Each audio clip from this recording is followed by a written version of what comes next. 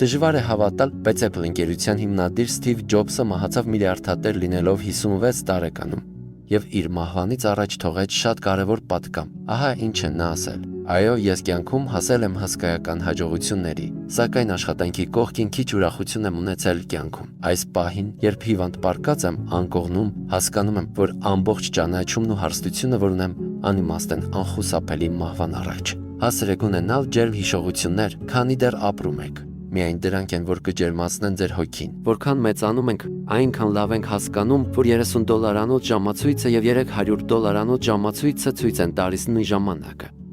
$20 դրամապանակը եւ $200 դրամապանակը պահում են նույն գումարը։ Նկարահանումներին մասնակցելու համար գրանցվեք մեր կայքում 3w-individuum.am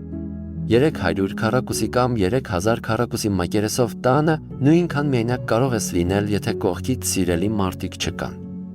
Հույս ունեմ հասկանում եք, որ ձեր իսկական ներքին երջանկությունը չի գալիս այս աշխարհի նյութական բաներից, եւ որ երբ կողքիդ կան մոտիկ մարդիկ, ովքեր անկեղծորեն ուրախանում են ձեզ համար, կամ մեկը, ում հետ կարող եք կիսել եւ ուրախությունը եւ վիշտը, դա է իսկական երջանկությունը։ Բաժանորդագրվիր մեր էջին ավելին իմանալու համար։